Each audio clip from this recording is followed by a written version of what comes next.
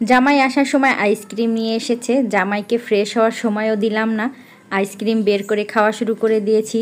ছেলে একটা নিয়েছে, আমি একটা নিয়েছি। এই গরমের মধ্যে আইসক্রিম বেশ ভালোই লাগে। চকলেট খুব একটা পছন্দ করি না, তবে আইসক্রিম পছন্দ করে না এরকম মানুষ কিন্তু খুঁজে পাওয়াই মুশকিল। এইদিকে মা ছেলে বসে খেলাম, খেয়ে দেই ব্যাগ ভর্তি আরও কি নিয়ে এসেছে সেগুলো তো বের করার কোনো নামই নেই। আইসক্রিম অনায়াসে খেয়েই যাচ্ছি। পরবর্তীতে দেখলাম আম নিয়ে এসেছে কতগুলো, আর নিয়ে এসেছে কাঁঠাল, মানে গরমের ফল আম কাঁঠাল। এত কিছু একবারে নিয়ে এসেছে, এগুলো আম খেতে খেতে কাঁঠাল নষ্ট হয়ে যাবে, কাঁঠাল খেতে খেতে আম নষ্ট হয়ে যাবে। তবে আপনাদের ভাইয়া বুদ্ধি করে একটা কাজ করেছে, আমগুলো নিয়ে এসেছে একটু শক্ত টাইপের, যাতে কাঁঠালটা খেতে খেতে আমগুলো খেতে পারি। তবে কিছু আম আছে যেগুলো চাইলে এখনই খাওয়া যাবে। কাঁঠাল খুব একটা পছন্দ না, তবে আম মোটামুটি একটু খাই। আপনাদের ভাইয়া বলে কি যে আম কাঁঠালের সময় যদি আম কাঁঠাল ঘরে না থাকে আর ফ্লেভার না থাকে আম কাঁঠালের ঘরে, তাহলে নাকি তার ভালোই লাগে না। যখন আমি বলেছি এত কেন এনেছে, তখন সে প্রতি উত্তরে আমাকে এই কথাটাই বলেছে। যাই হোক, কয়েকটা আম খাবো। আমের এত সুন্দর মিষ্টি গন্ধে আমার আর ভালো লাগছে না, মনে হচ্ছে এখনই কয়েকটা আম কেটে খেয়ে নেই। এমনিতেই সিজনাল ফলগুলো কিন্তু অনেক বেশি ভালো খেতে। তো যাই হোক, কতগুলো আম কেটে মা ছেলে বসে পড়েছি, খেতে খেতে গল্প করতেছি। আর ছেলের তো পরীক্ষা চলতেছে, আর ছেলেও একটু একটু পড়তেছে। অনেকে দুধ ভাত দিয়ে আম পছন্দ করে, আমি খেতে পারি না। আমার মতন কে কে আছেন যারা আম দুধ ভাত দিয়ে খেতে পারে না? কিসমত কার কোথায় কখন লেখা আছে সেটা কিন্তু বলার উপায় নেই। এই যে দেখুন লতিগুলো বাছতেছি, আর এই লতিগুলো যে আমি খেতে পারবো বা খাবো এত কষ্ট করে বেছে, সেটাও কিন্তু কিছু সময় আগে পর্যন্ত জানতাম না। লতি তো এমন কোনো মানুষের নেই পছন্দ করে, তবে যদি গলা না চুলকায়, গলা চুলকালে এটা খুবই ভয়ানক একটা খাবার। অনেক বেশি খেয়েছি আর রান্নাও করেছি, তবে এখন বাঁচতে গেলে আর খেতে গেলে অনেক কিছু চিন্তা ভাবনা করতে হয়। বাবুকে নিয়ে তো সকালে বেছেছি কিছুটা, আর রাতেই বেছে রেখেছিলাম। এই লতি রান্না করার আগে বাছা সম্ভব হয় না আর কি, রান্না করার আগেই বেছে রাখতে হয় যাতে খুব সহজেই রান্না করতে পারি। তো মোটামুটি যা যা রান্না করব দুপুরবেলা সবই গুছিয়ে নিয়েছি।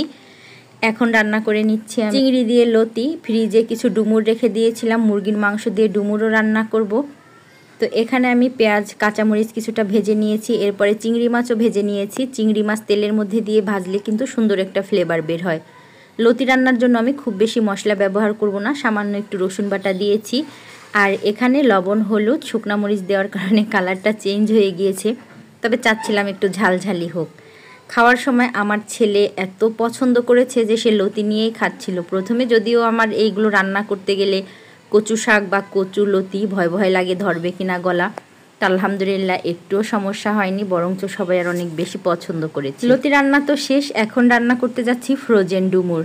আগে আমি মুরগির মাংসগুলো ছোট ছোট করে কেটে নিয়েছি, আর সেগুলো পানি ঝরিয়ে রেখেছি। মশলা ভালো করে কষানো হয়ে গেলে এই যে মাংসগুলো দিয়ে বেশ কিছু সময় কষিয়ে নিব। আর মাংসগুলো কষানো হয়ে যাওয়ার পরে এই যে সিদ্ধ করে রাখা যে ডুমুরগুলো ফ্রোজেন করে রাখা ছিল, ফ্রিজে ছিল বলে কিন্তু এগুলোর কালার এরকম না, সিদ্ধ করলেই ডুমুরের কালার চেঞ্জ হয়ে যায়। যারা রান্না করেন তারা জানেন। তবে আমি যখন রান্না করি প্রায় সময় বেশিরভাগ কমেন্টে আসে যে আপু এটা কখনো খাওয়া হয়নি, অনেক বেশি মজার। আর ফ্রিজে ছিল এটা কিন্তু মনেই হচ্ছিল না, এত মজার হয়েছিল খাবার। মজার ব্যাপারটা আসলে হয় কি, স্বাদের ব্যাপারটা তো ভিডিওতে দেখানো যায় না, এটা আসলে রান্না করলেই বোঝা যায়। কয়েকদিন ধরেতে গোশ মাছ এগুলোর উপরেই রয়েছে। এখন মনে হচ্ছে যে ডাটা দিয়ে পাতলা একটা ঝোল তরকারি রান্না করব। মশলা তো ভালো করে কষিয়ে নিয়েছি। এই মাছগুলো কয়েকদিন আগে এনেছিল, মাছগুলো রয়েছে, এই মাছগুলোই রান্না করছি। ডাটা দিয়ে একটু ভিজে ভিজে করব। যত যাই খাই কেন যেন দিন শেষে মাছের একটু ঝোল দিয়ে কয়টা ভাত না খেলে ভালো লাগে না। তো এখানে মাছগুলো ডাটা দিয়ে ঝোল ঝোল করে নিয়েছি, বেশ ভালোই হয়েছে হয়তো দেখে মনে হচ্ছে। গরমের মধ্যে হালকা পাতলা এরকম ঝোল টাইপের খাবারই ভালো লাগে। আজকের সবগুলো খাবারই কিন্তু আলহামদুলিল্লাহ মজার হয়েছে।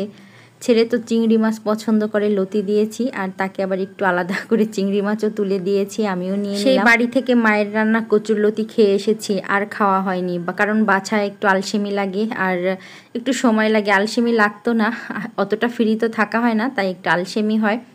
আর এই তো সেই বাড়ি থেকে আসার পরে আজকে খেলাম, আলহামদুলিল্লাহ বেশ ভালোই লেগেছে। এদিকে এই যে মাছের তরকারিটা, তো সব মোটামুটি রান্নাবান্না শেষ, আমি খাবারও খেয়ে নিচ্ছি। আজ এই পর্যন্ত, পরবর্তী ভিডিওতে কথা হবে। আল্লাহ হাফেজ।